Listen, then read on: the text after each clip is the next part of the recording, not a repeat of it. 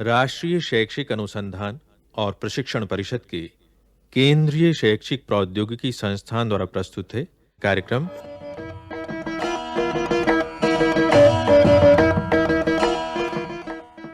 Doctor Sarvepalli Radhakrishnan.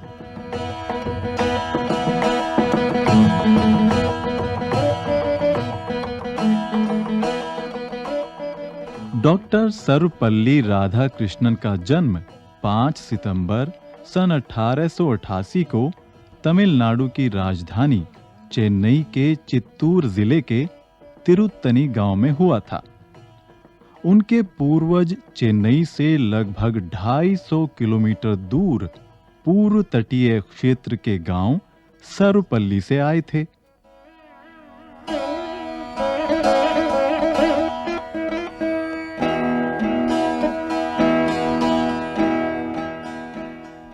पिता का नाम वीर सोमैया था।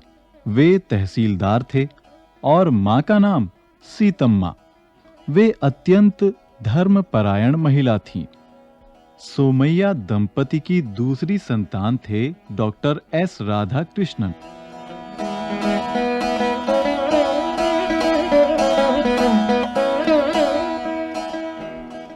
परिवार में संस्कृत का ज्ञान सभी को था।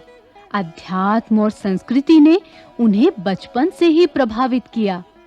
डॉक्टर राधाकृष्णन का बचपन तिरुत्तनी में बीता। उनकी पढ़ाई तिरुत्तनी में हुई, जहां उन्होंने प्राथमिक स्तर पर अंग्रेजी, तेलुगु, गणित, भूगोल और इतिहास की शिक्षा पाई। फिर वहीं तिरुत्तनी में ही हैंसबर्ग इवेंजेलिकल ल्यूथरन मिशन स्कूल से मिडिल तक की शिक्षा प्राप्त की। वे अत्यंत कुशाग्र बुद्धि थे और उनकी स्मरण शक्ति बहुत अच्छी थी।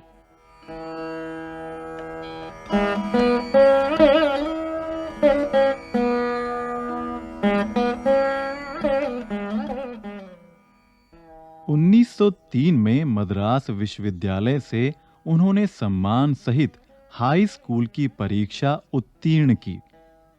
1903 में ही उनका विवाह हुआ शिव कभम्मा से।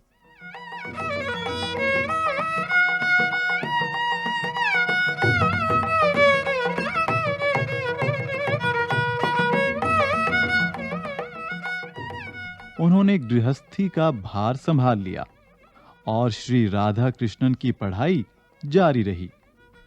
अब राधाकृष्णन बीए करने के लिए मद्रास क्रिश्चियन कॉलेज में दाखिल हुए।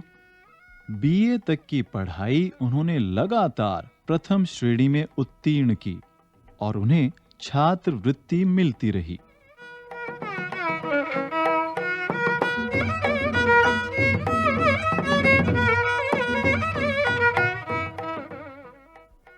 राधाकृष्णन को किताबों से बहुत लगाव था। वे वक्त मिलते ही पाठ्यक्रम के अतिरिक्त अन्य अच्छी किताबें भी पढ़ते। इस बीच स्वामी विवेकानंद ने युवाओं और छात्रों से देशभक्ति और आत्मसम्मान जगाने की अपील की थी और स्वामी विवेकानंद का उन पर बहुत असर हुआ। स्वभाव से संकोची और एकांत प्रिय होने के कारण राधाकृष्णन के जीवन के शुरुआती वर्ष एकाकी रहे।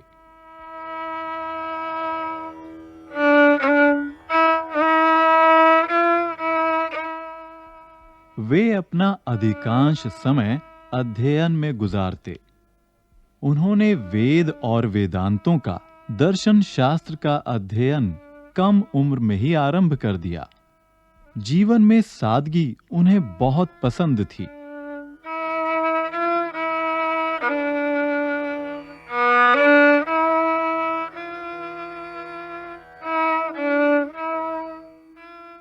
मद्रास क्रिश्चियन कॉलेज में राधाकृष्णन ने बहुत अलग तरह का समय गुजारा।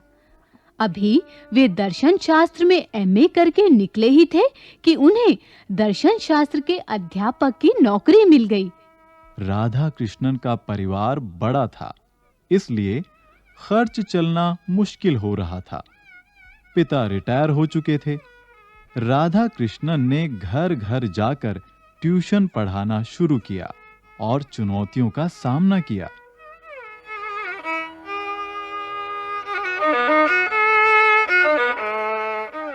(1909) में उनकी पहली पुस्तक प्रकाशित हुई, वेदांत में आचरण। 1912 में उन्होंने मनोविज्ञान के तत्व नामक पुस्तक की रचना की। इस बीच बेहतर नौकरी की तलाश जारी रही और उन्हें नौकरी मिली मद्रास प्रेसिडेंसी कॉलेज में। यहाँ उन्होंने 5 साल तक पढ़ाया। डॉक्टर राधाकृष्णन की पढ़ाने की शैली बहुत आकर्षक थी। सिर्फ दर्शन शास्त्र ही नहीं, बल्कि दूसरे विभागों तक उनकी प्रसिद्धि पहुंची और 5 साल में डॉक्टर राधाकृष्णन छात्रों के चहेते अध्यापक बन गए।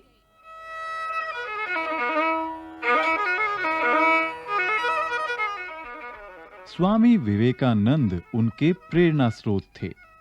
वे रविंद्रनाथ ठाकुर से भी अत्यंत प्रभावित थे। उन्होंने रविंद्रनाथ ठाकुर की रचनाओं का गहराई से अध्ययन किया और उनकी टैगोर दर्शन पुस्तक प्रकाशित हुई, जिसकी प्रशंसा स्वयं कविवर रविंद्रनाथ ठाकुर ने की। मद्रास के बाद उनकी अगली नियुक्ति मैसूर में हुई।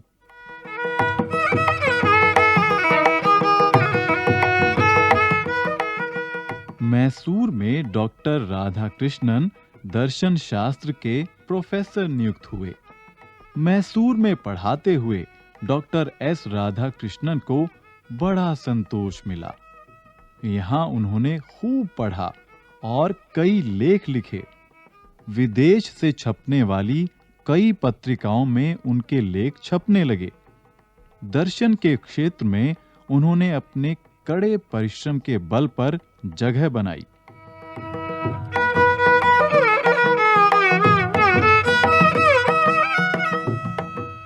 गले तक बंद होने वाला घुटनों तक पहुंचता कोट, एक काले बॉर्डर वाली सफेद धोती, काली चप्पलें और पगड़ी, यही वेशभूषा उन्होंने सदा धारण की।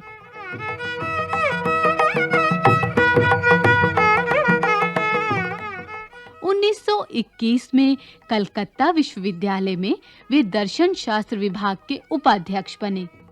उस समय उनकी पुस्तक समकालीन दर्शन में धर्म का प्रभुत्व देश विदेश में अत्यंत चर्चित हो रही थी। भाषा और विषय वस्तु की गहनता से लोग प्रभावित हो रहे थे।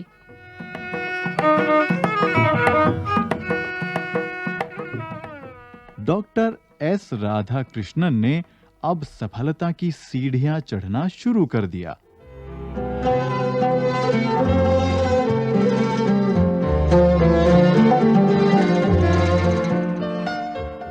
अभी वे 35 साल के ही थे कि सर ए मुखर्जी ने उन्हें जॉर्ज पंचम की चेयर ऑफ फिलॉसफी पर बैठाकर सम्मानित किया।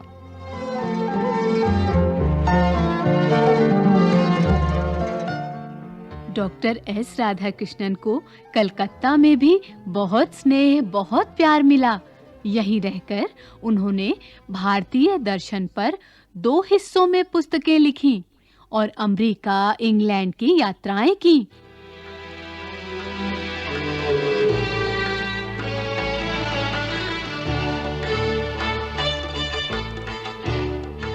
जल्द ही उन्हें नाइटहुड की उपाधि से सम्मानित किया गया। किसी भी भारतीय के लिए यह गर्व का विषय होगा कि डॉक्टर एस राधाकृष्णन को ऑक्सफोर्ड विश्वविद्यालय में उस समय सम्मान दिया गया। विश्व स्तर पर किसी भी एशियाई को मिलने वाला वह पहला सम्मान था।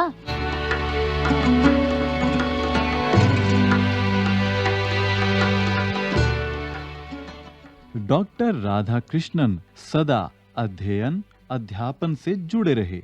उन्होंने भगवद गीता का अंग्रेजी अनुवाद किया और इसे महात्मा गांधी को समर्पित किया।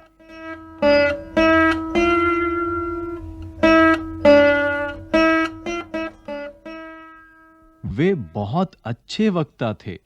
उनके भाषण अत्यंत प्रभावशाली होते थे। डॉक्टर राधा कृष्णन के भाषणों, व्याख्यानों ने देश विदेश में श्रोताओं के मन पर गहरी छाप छोड़ी।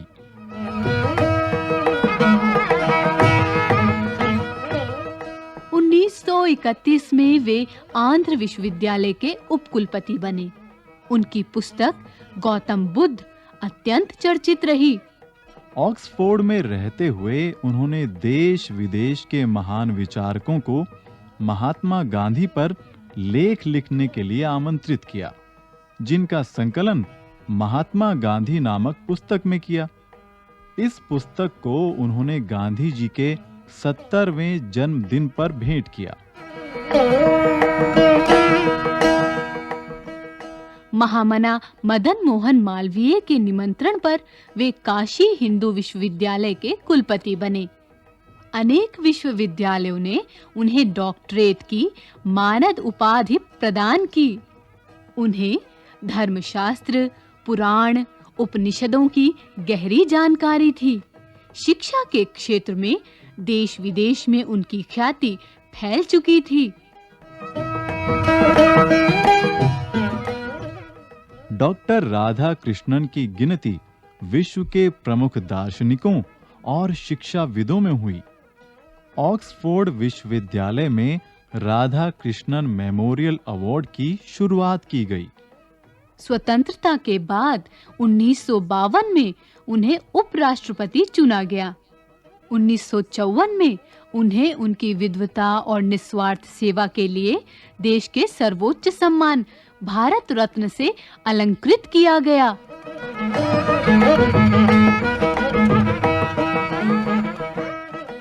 1952 से 1962 तक यानी पूरे 10 वर्षों तक वे उपराष्ट्रपति रहे। 13 मई 1962 में वे देश के राष्ट्रपति बने। उनके राष्ट्रपति बनने पर तत्कालीन राष्ट्रकवि मैथिली शरण गुप्त ने स्नेहपूर्ण संदेश भेजा। राधा कृष्णन राष्ट्रपति, तुम हो आज अनन्य, जिनके दर्शन से हुई राजनीति भी धन्य।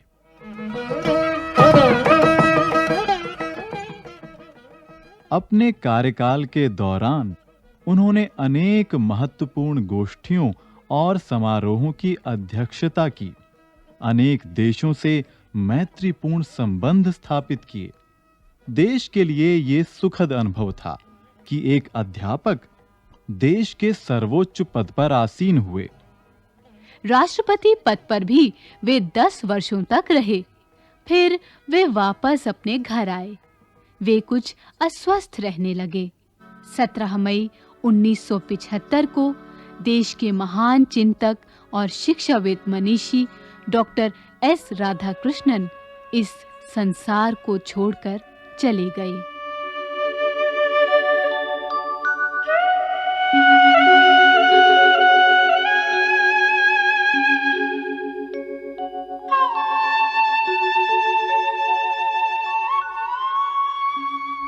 चालीस से भी अधिक पुस्तकों के लेखक, अनेक भाषणों के रचयिता, अध्यापक डॉक्टर राधाकृष्णन ने कहा था, एक पुरुष को शिक्षित कर हम केवल एक व्यक्ति को शिक्षित करते हैं, जबकि एक महिला को शिक्षित कर हम पूरे परिवार को शिक्षित करते हैं।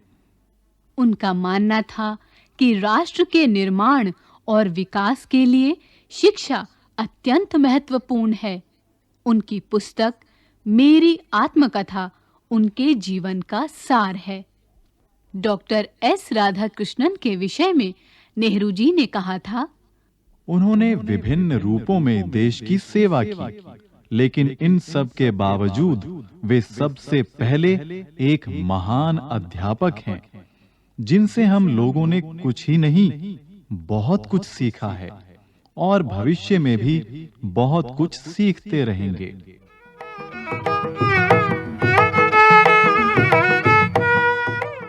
उन्नीस 1962 में जब वे राष्ट्रपति पद पर आसीन हुए तो उनके मित्रों और परिजनों ने उनका जन्मदिन मनाने की अनुमति मांगी। इस पर उन्होंने विनम्रता पूर्वक कहा कि मेरा ये सौभाग्य होगा कि मेरा जन्मदिन मनाने के स्थान पर आप इसे शिक्षक दिवस के रूप में मनाएं। तभी से पूरे देश में डॉक्टर सर्वपल्ली राधाकृष्णन का जन्मदिन 5 सितंबर शिक्षक दिवस के रूप में मनाया जाता है।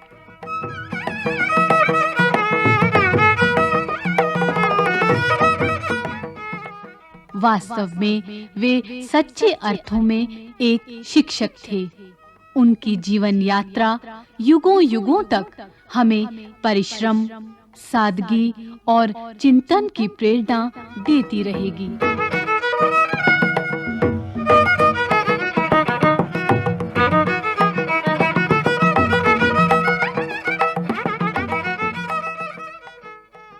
डॉक्टर सर्वपल्ली राधाकृष्णन।